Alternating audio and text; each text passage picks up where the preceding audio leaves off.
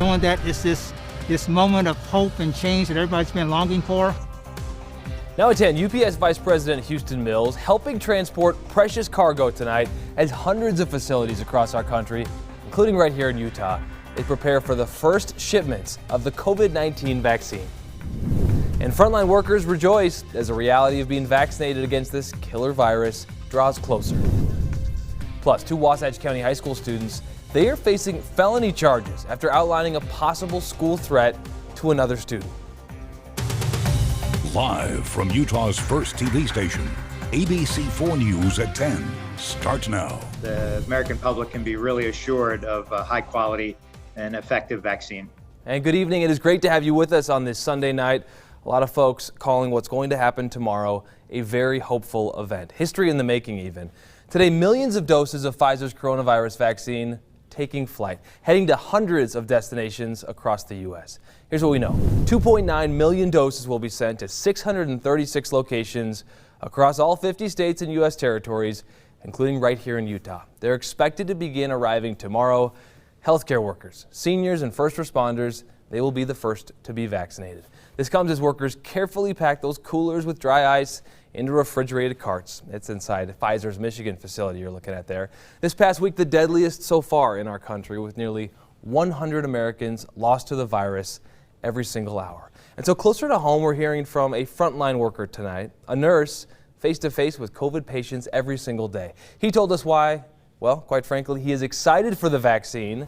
Jordan Burroughs joining us live. You talked to this man, Jordan. What do you have to say? Yeah, Nick, that ER nurse with Intermountain Healthcare who I spoke with, absolutely thrilled. I'm smiling because he was smiling about being able to have access to the COVID-19 vaccine tomorrow. I'm live at Intermountain Healthcare, which is one of the first hospital chains that will receive this COVID-19 vaccine tomorrow. Josh Lane, the name of that ER nurse, just says this couldn't come soon enough. It never stops. It never slows down. The waves of COVID patients never seem to stop. But nurses like Josh Lane keep coming to work, risking their lives to save victims of the pandemic. It gives us an extra level of protection. Medical professionals clad in PPE have been as protected as anyone on the front lines of the pandemic, from drive-through testing sites to emergency care room. It's why Josh Lane, an ER doc at Intermountain Healthcare, says the vaccine, which healthcare workers, as we previously reported, will be among the first to receive, is a real sign of hope. It's like relaxing to know that we will have that extra level, or armor as you call it, that we can show up, we can still do our jobs, we can take the very best care of patients. Patients continually in and out, symptomatic, asymptomatic, on ventilators, off ventilators. Lane says he and his fellow nurses are scared to pass on COVID-19 to other people if they are asymptomatic. Even worse, he says, mending his sick coworkers. I can't imagine taking care of one of my own coworkers. And he cannot imagine a future without the COVID-19 vaccine. Still, he says it will be critical to keep protecting our faces and our families, and as always, by continuing to wear masks, limit gatherings, and work together to end this pandemic. It's not going to be a quick fix. We're excited that we are going to be able to get it, but it's still going to take time for everybody in the community to receive it. Lane says, as a reminder for those people at home that aren't really sure what works on the front lines for those healthcare workers in and out of the hospitals every day, he says it takes a lot of courage for those health workers and frontline workers to be able to go to the hospital face to face with COVID-19 every day. Of course, ABC4, we will be bringing you updates tomorrow as the COVID-19 vaccine seems to finally roll out. Reporting live in Murray, Jordan Burroughs, ABC4 News. Okay, Jordan, thank you. Let's talk about where Utah stands now as we fight COVID-19. The health department announcing today that case counts, they are back on track after some maintenance issues skewed some case counts over the last couple of days. Today they're reporting 2,083 new cases of COVID, bringing our total case count now to 233,904. Currently, 548 people are hospitalized across our state with complications from that virus. Meantime, 17 more people have died from COVID-19. That brings our death toll now to 1,055. 11 of today's deaths were men, 6 were women. Now, there were 6 deaths from Salt Lake County, 4 in Utah County, 3 in Weber County, and 2 in Washington County. Meantime, there was 1 death each in both Iron and Morgan counties. 14 of the 17 were hospitalized or in a long-term care facility at the time of their deaths. The other 3 were not. And this is our 7-day averages do begin a slight decline. Right now, our 7-day average sits at 2,633 cases per day. Our positive test average sitting at 24.6%. That means roughly 1 in 4 tests comes back with a positive result for COVID. Meteorologist Jeff James joins us now. Jeff, how are we doing tonight? We know that there might be some snow tomorrow morning. Yeah, things are starting to gel here on the weather maps. We're anticipating what's really a low-grade storm, but it's enough. Well, the Weather Service is convinced enough that we have a weather advisory out, so we're not talking about a winter storm warning where it's just brutal and you can't travel with snow flying sideways, but certainly a few inches are in order for the Wasatch Front and points beyond. At the moment, we're still waiting for the major forcing mechanism to get this going. It's a cold front that's lined up between Elko and Wendover for the most part, and we look at a live, web snapshot anyway from Elko, and you can see the snow streaks. Not a real heavy situation at this moment, but again, it'll go on for a little while. We got from tonight through tomorrow morning, right through the day, and here we go through the overnight hours, increasing light snows. Again, Nick, not a big deal by tomorrow morning, but by mid-morning or so, there will be some periods where the snow will become a bit more moderate, so travel advisory and due. Okay, in December, here we are in the wintertime. Thank you, Jeff. New at 10, 2 Wasatch High School students are facing terrorism charges after being taken into custody on Saturday. Police say the students at Heber's Wasatch High were arrested after telling a fellow student about a possible threat on Friday. Students currently being held at a juvenile detention center. They are likely going to be charged with threats of terrorism, a second-degree felony, and threats against a school, a misdemeanor. Again, charges haven't been filed, but that's what we're being told by authorities. The investigation, though, is ongoing. Now, let's just give you a little context. Back in February of 2018, 2 students from Wasatch High School were charged with similar crimes after making threats on social media. And new tonight, a man is dead after being shot and killed by police this morning. It happened in Farmington about 2 a.m. this morning after officers say he approached them with a weapon. Now, we're told police were conducting inventory of a stolen vehicle at the time when a car crashed into a Farmington police patrol car. The driver then, quote, aggressively engaged both Farmington officers and Utah Highway Patrol troopers. That man was shot after police say he advanced towards them, refusing to respond to verbal commands. The man later died in the hospital room from injuries. And a Utah woman facing second-degree murder charges following the death of a Michigan State trooper last summer. Now, police say Thomasina Jones, she was ordered to stand trial after a number of witnesses testified last week that her blood alcohol level was very high, leading to a crash that killed Trooper Caleb Starr back on July 10th. Documents say Jones was driving 100 miles per hour at the time when she smashed into Trooper Starr's patrol car, killing him. We're moving on now to a live look from Washington, D.C. Time is running out for President Trump and his fight to overturn the election. He and his team have lost nearly 50 lawsuits seeking to change the election's outcome. The Electoral College will cast their votes tomorrow. It's the next step in making President-elect Joe Biden's victory official. It will then move on to Congress, where the votes will be counted and announced in a joint session on January 9th.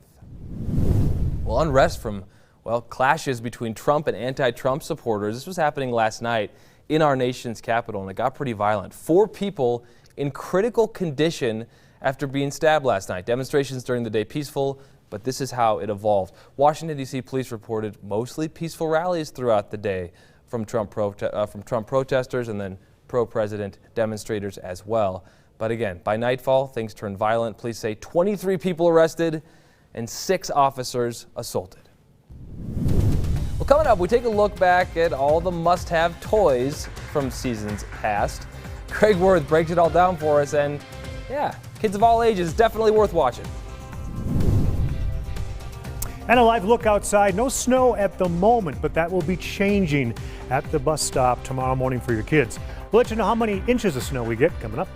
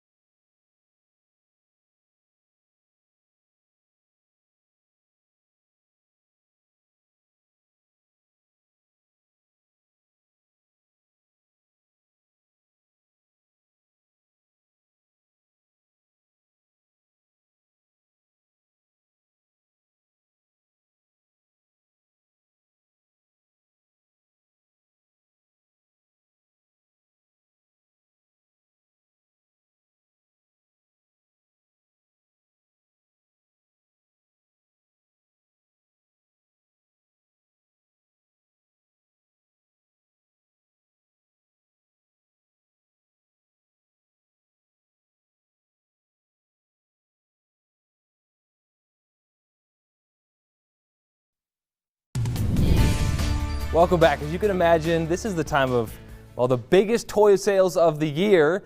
Every year there's the new must-have.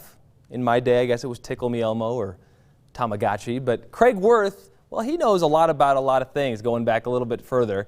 He had some must-have toys of years past. We're talking about Slinkies, Tonka trucks, even Silly Putty. Here's Craig Worth taking us back tonight with a look at the must-have toys from decades past. As always, it's worth watching. Gives a big lift when wrapped as a gift, a very likable toy. Of course, there were just some standard toys. It's Slinky, for fun it's a wonderful toy. It's Slinky, it's fun for a girl and a boy. Yep, the gotta-haves, like Silly Putty. All other toys were divided into two categories. Those that parents feared would blow up your house. Brand new chemistry, brand new packages. There's fun in Gilbert Chemistry for 1963. And those that parents feared, that could put an eye out. Zooming through space just like Superman does in his adventures. Now you'll want to be one of the first to have your own flying Superman. Oh, I was big time into Tonka trucks. They're made of steel that's rugged and painted brightly, too. And every single one looks real with lots of things to do. There are Tonka toys to push and drive and Tonka toys that dig. To make your playtime come alive, here's a terrific rig. Oh, of course. Everyone had a favorite toy.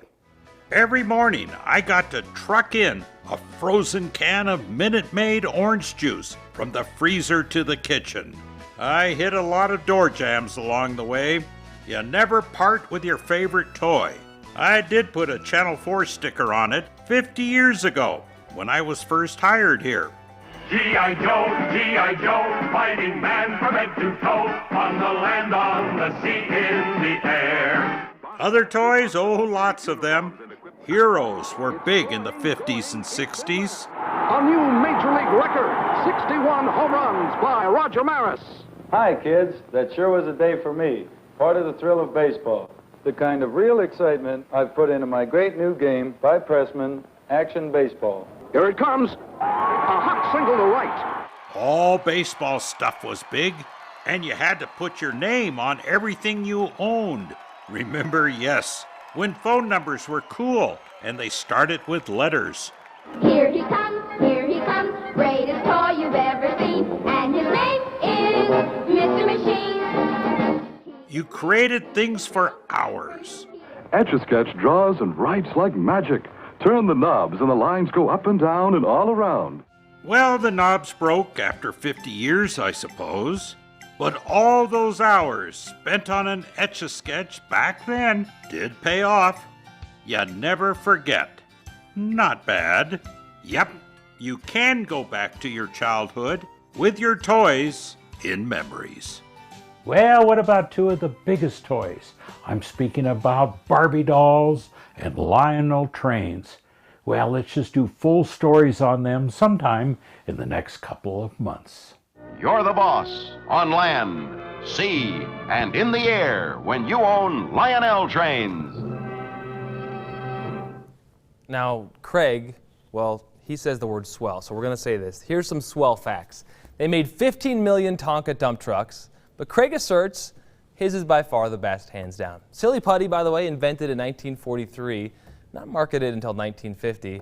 Over 300 million Slinkies have been sold, and 100 million Etch-a-Sketches. Certainly a lot of those timeless Christmas gifts. And it was, Jeff, the steel Slinkies too, and now it seems like they're all plastic. What's the deal here? Come on, they don't make them like they used to, right? More weight behind it, could go all the way down the steps. Anyway. Are we gonna have a white Christmas? We are. I'll just get to it. Yeah, it's looking good. You know, about every 3.5 to 4 days, looks like we're ramping up some storm systems. Can't say that any one of them are going to be real strong, but it's optimistic to say the least since this season has been so dry. Utah State, this is pointed at the Clinical Services Building. If you got good enough resolution on your screen, you can probably make out some very light snow, but it's the kind of snow that if it went on for 3 or 4 hours, you'd amount to about that much. But it is the first in the priming the pump situation. Okay, so this stuff here, really just the primer. The cold front still waiting out back, and when that arrives early morning, mid-morning, then we'll start to see some accumulation stack up a little bit. So for today, just kind of hitting the rewind button, we hit 31 degrees. We could have done a lot better, could have done a lot worse, but wind chills weren't too bad. We're in the low 20s. The thing is, though, they haven't changed much at all day and all night. Temperature 28 degrees now, Provo at 30. The morning commute, yes, it's going to be slick. Could be a bit of a rough ride. I'm not going to put anybody in the red, but certainly the yellow for hesitation. Keep it slow. Driving speeds under the posted limits, that is for sure. High pressure moving out. There's that area of blue indicating the snow, and there's that front. Now we have to wait for that to get in here, and as we kind of take you piece by piece, tracking this storm, you'll notice by 6 a.m. it's right on top of us. There's sort of a split. Nephi south, a band there, and to the north. So that's why I think their better snow amounts will be sort of on two different corners of the valley. Weber north and then also Provo south. But when you look at the Futurecast snow model, this thing is out to lunch. I think we're going to do a whole lot better Kaysville, Salt Lake than just under a ½ an inch, probably in that 1 to 3 range, leaning around 2 to 3 in Salt Lake. Provo could easily get to 3 if it sets up right. The bench is certainly 2 to 5. Mountain Valley's 3 to 6. And then in the high mountains, this is a pretty good number, 6 to 10 for the Cottonwoods in case you haven't gone skiing just yet. And then 8 to 16, which I don't think we're going to see a lot of 16-inch amounts. Best news is if we miss out on this, as I mentioned, here comes another. That one we missed for the most part Tuesday night, but another arrives Thursday into early Friday. Now it is a little warmer. Temperatures will be in the 40s, so it'll be more of a mix. So we can all appreciate that. We don't have to shovel anything in the valleys, but it will stay up in the snow, up in the mountains. So regional forecast, temperatures tomorrow, not changeable at all. Really low 30s, much like today. A lot of clouds and a good amount of snow. Now southern Utah and far eastern Utah, not going to see much at all. Maybe a trace of snow, Cedar City and St. George, just clouds with some wind. 48 tomorrow, St. George with some breezes. I wouldn't call it all that windy. 46, 51, mid-50s. You miss out on that next storm too. It'll be a small package across mostly northern Utah. Wasatch Front, there you have it. Day 1, 4 more days. Thursday, another 4 days. There are some indications that Sunday could provide some snow late, so hopefully we can keep this trend and just build things up slowly because we are way behind in the snow bucket. That's for sure. Well, we could sure use the precipitation for sure. Yeah. So kind of a little bit of a warning from Jeff here about what's to come. And Wes, what do you think folks in Utah are most excited about right now in sports world? That sports is actually going on. Exactly. A lot of college football to talk about tonight, too. BYU stays up late, braves the cold. They're rewarded with the victory, and we'll tell you about their possible bowl game matchup. Plus, the Utes won their game yesterday. Today, they found out who they'll play next week, and we'll tell you when we come back with sports.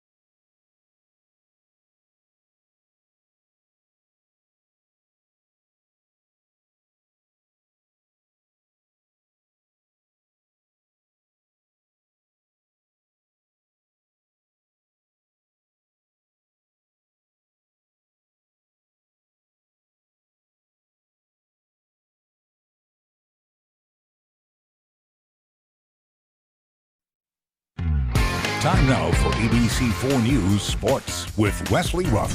It was cold. It was late, but ultimately it turned into a win. BYU wrapped up its regular season last night with a home victory over San Diego State. Temperatures in the low 20s for the game. Friends and family braved the cold to watch that. About 1,100 fans there. Cougars struck first. Zach Wilson hooks up with Dax Milne for the touchdown at 7-0. The Aztecs scored 14 straight points to take the lead.